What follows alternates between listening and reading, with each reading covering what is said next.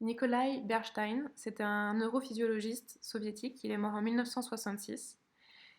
Il disait que personne n'apprend à maîtriser une habileté en la pratiquant directement. Ça peut paraître une évidence, mais je trouve c'est intéressant de le rappeler et qu'en fait, quand on apprend un mouvement, c'est parce qu'on ne sait pas le faire, sinon on ne l'apprendrait pas. Et que du coup, l'essence et l'objectif d'un exercice, quel qu'il soit, c'est d'améliorer ton mouvement. Et l'améliorer, ça veut dire le changer à chaque fois que tu refais ce mouvement. Donc en fait, l'exercice correct, ça serait une répétition sans répétition. Que à chaque fois que tu répètes ton exercice, tu changes quelque chose. Donc moi, ce que je vous propose concrètement, c'est quand vous refaites un exercice, soit d'essayer de faire différemment ce que vous faisiez déjà, c'est-à-dire que si vous vous disiez bon, je vais coller mon nombril contre la colonne, essayez de vous dire mais moi je le fais comme ça, de coller mon nombril contre la colonne, mais est-ce qu'il y a une autre manière de faire? Est-ce que je peux le coller plus contre ma colonne ou moins? Ou est-ce que ça peut partir de plus bas dans mon corps ou de plus haut dans mon corps? D'essayer de changer ce que vous faisiez déjà. Et autre chose que je vous propose, c'est d'essayer de parfois de changer votre attention d'endroit, de la déplacer dans votre corps. C'est-à-dire que si vous travaillez par exemple, si votre attention elle est dans vos bras, parce qu'on travaille le haut du corps, essayez une autre fois que vous faites l'exercice de mettre votre attention par exemple dans la plante de pied gauche pendant l'exercice. Donc on pourrait penser que c'est un endroit du corps qui est secondaire puisque c'est un exercice sur le haut du corps. Mais justement, c'est intéressant de mettre son attention dans les zones secondaires du corps pendant qu'on fait un exercice avec une zone principale. Et soit vous pouvez vous en tenir à l'observation, genre tiens, je travaille mon haut du corps, je mets mon attention dans ma plante de pied droit et je vois que, tiens, j'observe qu'il y a un petit transfert de poids pendant que je fais l'exercice à l'intérieur de ma plante de pied, que mon pied va un peu plus à droite puis un peu plus à gauche. Vous pouvez vous en tenir à l'observation ou vous pouvez aussi remarquer donc ce mouvement en fait qui se passe naturellement dans votre corps quand vous bossez le haut du corps et de, par exemple, l'exagérer. Et si je transférais encore plus mon poids sous ma plante du pied, ça peut peut-être aider le mouvement, ou pas, ou le minimiser, voir ce que ça fait. Donc c'est quand on répète une forme de toujours essayer de trouver des nouvelles questions, en fait, à l'intérieur de cette même forme. Et c'est en renouvelant les questions qu'on améliore le mouvement et qu'on est plus conscient de ce qu'on fait. Les études de neuroplasticité, elles montrent que quand on fait un mouvement machinalement, en fait, on ne crée pratiquement aucune nouvelle connexion dans le cerveau. À l'inverse, quand on fait quelque chose en y mettant vraiment toute sa conscience, et donc se poser des questions, c'est une manière d'y mettre sa conscience, on crée beaucoup plus de connexions dans le cerveau. Pour commencer, un petit truc tout simple que vous pouvez tous faire chez vous, très doux, suivez-moi. Vous vous mettez devant votre frigo, vous mettez vos mains en coupelle comme ça, assez près quand même, vous sentez que votre centre, vous reliez votre centre avec le frigo. Vous mettez vos pieds ouverts comme ça, et on va descendre en plié, le regard vers le bas, comme si vous alliez chercher quelque chose dans la terre. Et là, vous passez vos deux mains sous votre frigo, et là, vous soulevez votre frigo.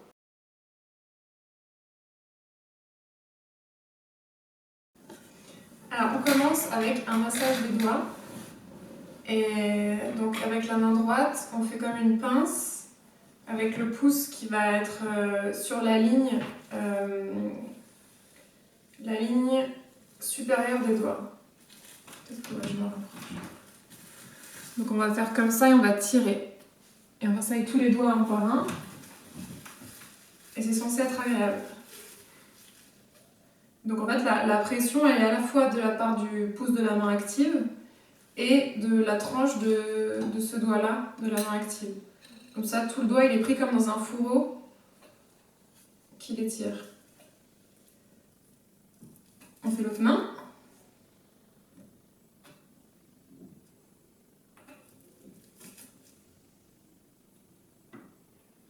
On prend bien à la base, au début.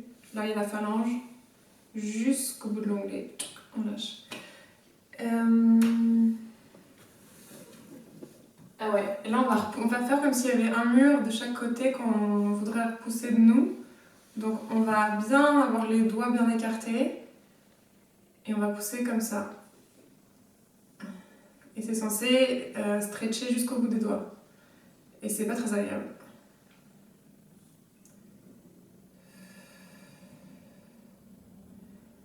Est-ce que vos épaules elles sont trop en avant ou trop en arrière? Essayez de voir si vous changez quelque chose, si ça a l'air mieux pour vous. On repousse, on repousse. Donc c'est vraiment le plus perpendiculaire possible entre le talon de la main et l'avant-bras. Et la tête, elle a une direction, elle va vers le ciel. On n'est pas mou, quoi. Il y a une direction dans la tête. On repousse, on repousse. Ok, on arrête.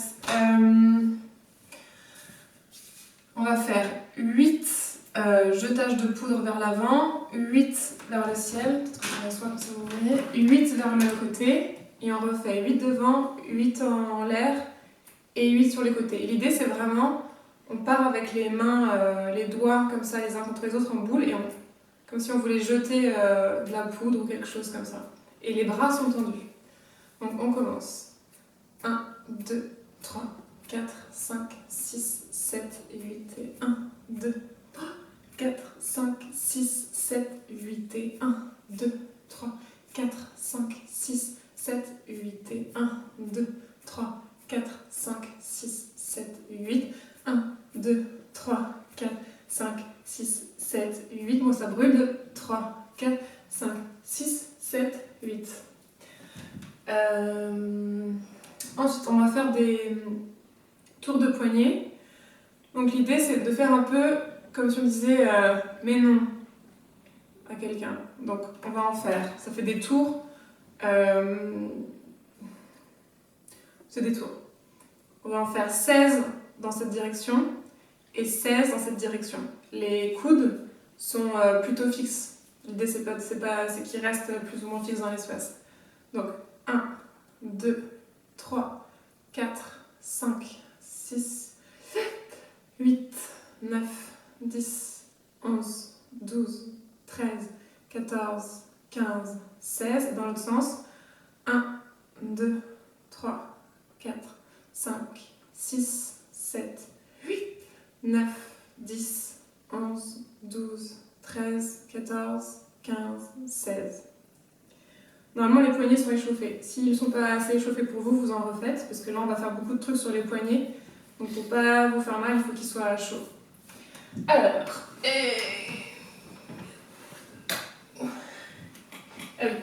là, on va échauffer la colonne. Donc, la position, c'est qu'on est à quatre pattes. Donc, on a les pieds qui sont, les coussinets qui sont contre le sol. On n'est pas sur le bout de pied, on est comme ça. Alors, les choses à penser, c'est... On tient le centre, il est actif, donc le nombril il est collé à la colonne, donc on ne laisse pas tomber le bas du dos. C'est la position de base dont je parle. Donc le centre il est actif, le nombril il est contre la colonne, le ventre il est ravalé. On pousse le sol avec les mains, donc on ne met pas comme ça dans nos épaules, on repousse. La poitrine, on essaye qu'elle soit ouverte, donc on n'est pas en train de repousser et de fermer, on est en train de repousser et d'ouvrir cette partie-là. Et si vous avez mal au genou, n'hésitez pas à mettre dès maintenant des petits, un tissu, un pull ou un truc pour pas que ça fasse mal au genou. Quand ça fait mal, c'est que ça marche pas. Sauf si c'est une douleur musculaire due à l'effort. Et donc là, on va juste échauffer la colonne, donc on va en fait regarder vers le plafond, et tout en gardant le nombril contre la colonne, ça va cambrer le bas du dos. Comme s'il y avait un rapport, un élastique entre le haut de la tête et le sacrum qui est là. Et là, l'élastique, il change d'endroit, il passe par là et le pubis. Donc là, on regarde vers le pubis et on fait un dos rond. On peut aller un peu plus vite, on n'oublie pas qu'on appuie dans le sol avec les mains, on ne s'affale pas dans nos omoplates, on les tient. On regarde. Le ventre, il est toujours ravalé, même quand on est encambré. C'est pas parce qu'on est comme ça qu'on lâche le ventre, on le tient. Et le périnée, il est serré, actif. On regarde. On revient. On regarde. On n'oublie pas de respirer.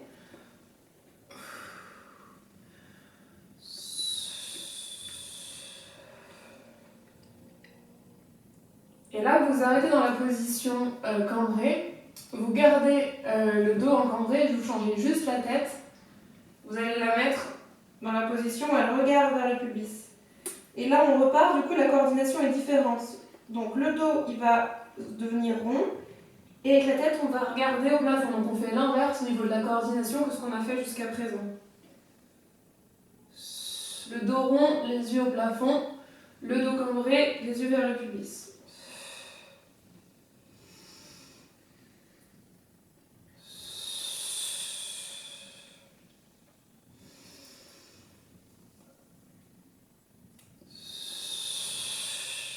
Et là, on s'arrête en position cambrée, regard vers le pubis. On change encore une fois que la tête. On se remet dans la coordination de base et on repart. Regard vers pubis, dos rond. Regard vers plafond, dos cambré. Le centre est toujours actif, le périnée serré.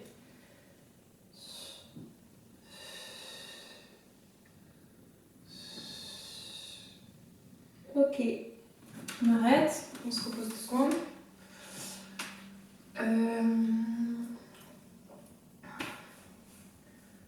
Donc là, on va faire juste ce petit truc. Donc on est sur les coussinets. Et à partir de cette position-là, on va se mettre en position 4 pattes. Et on revient. Et l'idée, c'est quand le pré-mouvement avant le mouvement, donc le mouvement, on va dire que ça serait ça, se mettre à 4 pattes. Il y a un pré-mouvement qui prépare le corps à ça. Et ce pré-mouvement, c'est le centre qui s'active, le nombril contre la colonne, et le périnée qui s'active. Donc là, on peut tout relâcher. Et là, on active tout et c'est ça qui nous fait aller à 4 pattes. Et on revient. On relâche. On engage les abdos. On y va. On revient. Encore 3 fois. 1. On revient. On relâche. On active. On relâche. Regardez la qualité quand vous posez vos mains. En fait, c'est jamais une chute. Vous pouvez toujours au dernier moment revenir en arrière, rembobiner votre geste. Ça, si vous arrivez toujours à rembobiner votre geste, ça veut dire que vous êtes en contrôle de ce qui se passe. D'où le centre actif. Donc, là, je peux revenir. Ok. Deuxième étape, on va aller un tout petit peu plus loin. On garde le centre hyperactif. On revient. Un tout petit peu plus loin. On revient. Tout petit peu plus loin. On revient. Abdos, un tout petit peu plus loin. On revient. On relâche. On réactive le centre. On revient. Et dernière étape, on va aller tellement loin comme si on voulait attraper quelque chose qui est au bout, que ça va soulever nos genoux du sol. Ça va faire travailler encore plus la chaîne abdominale.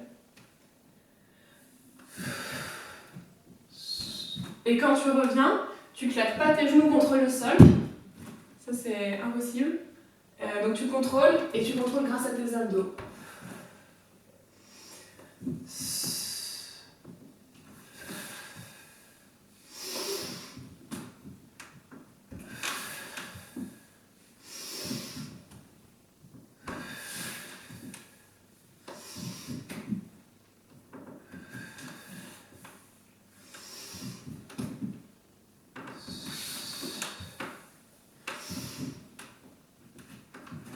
Ok, laisse ça.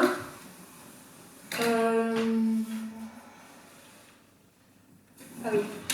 Donc, comme c'était dur, là on peut se mettre en position enlacement de soi-même. Donc, soit tu peux te mettre comme ça en petite boule, soit tu peux t'asseoir, tu peux te mettre en tailleur. Donc, tu lâches ta tête et tu sens bien la peau de tes bras qui est en contact avec la peau de ton dos. La peau de tes propres bras contre la peau de tes propres bras. Et tu essayes de faire en sorte que tous tes doigts ils soient autant engagés contre tes omoplates. Il n'y a pas un doigt qui est un peu en l'air ou toute la pulpe de tes doigts, elle est vraiment en contact avec ta peau du dos. Et tu respires et tu sens les côtes. Tu sens tes côtes qui s'ouvrent et qui descendent dans l'expiration.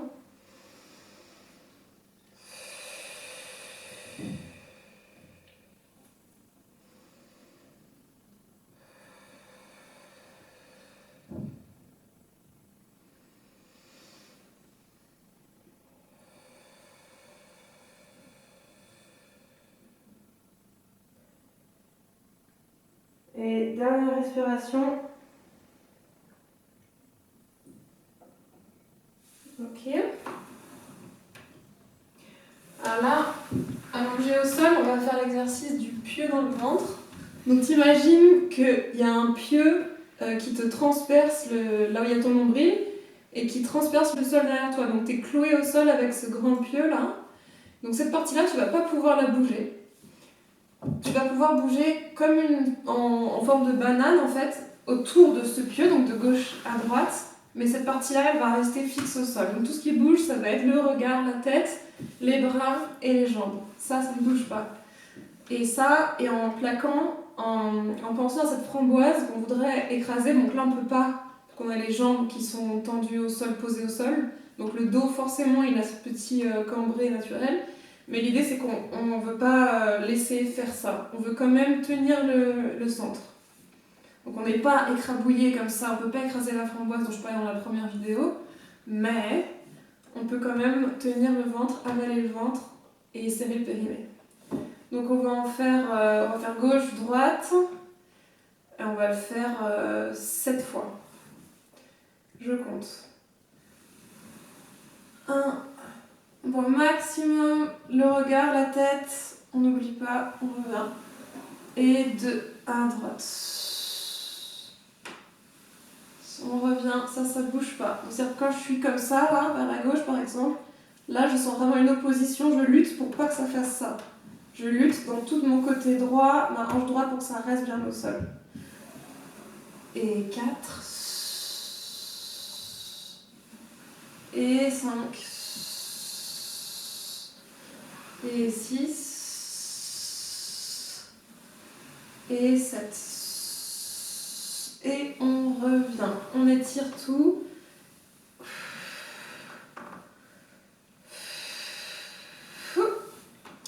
Ensuite, on va refaire le petit pont pour les fessiers de la vidéo 1. Donc, on enroule le pelvis. On imagine qu'on a une direction. Nos genoux, ils pointent par là. Ils sont pas sans direction. Ils ont une direction.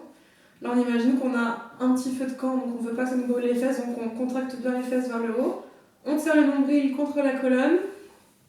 On respire bien. On ne tend pas les épaules.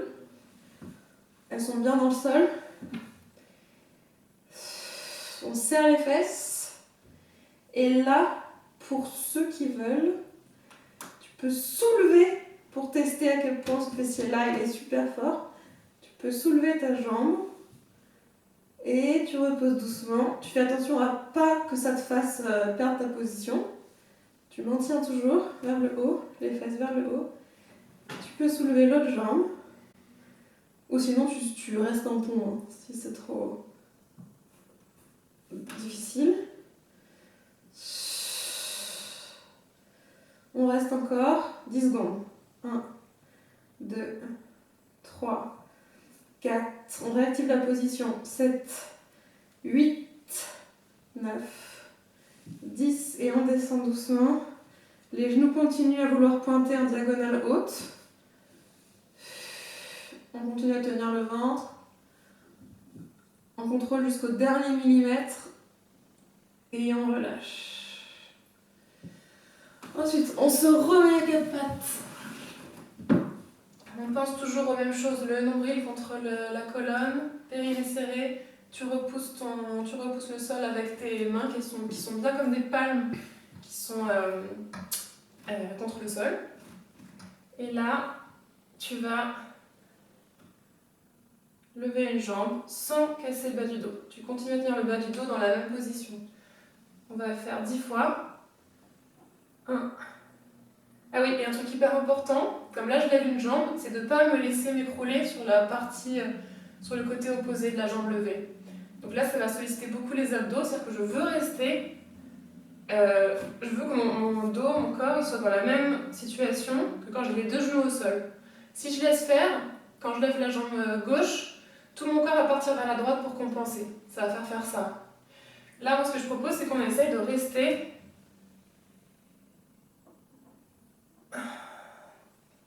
droit. Et pour ça, il faut mettre beaucoup de... Il faut appuyer encore plus dans le sol avec le bras de la jambe qui se soulève, pour compenser le fait que la jambe se soulève. Donc, on reprend. 2, 3, 4, 5, 6, 8, 9 et 10. On pose, on fait l'autre. 1, 2, 3, 4, 5, 6, 7, 8, 9 et 10. On repose. On peut s'étirer un peu. Moi, ce que je fais dans ce moment-là, c'est que j'attrape le sol et je tire vers moi. Enfin, c'est pas une position passive où juste je suis comme ça contre le sol. Je donne ma peau des doigts, de la paume de main. Je la tire vers moi comme si je voulais attirer quelque chose qui était contre le sol. Comme ça m'étire bien là.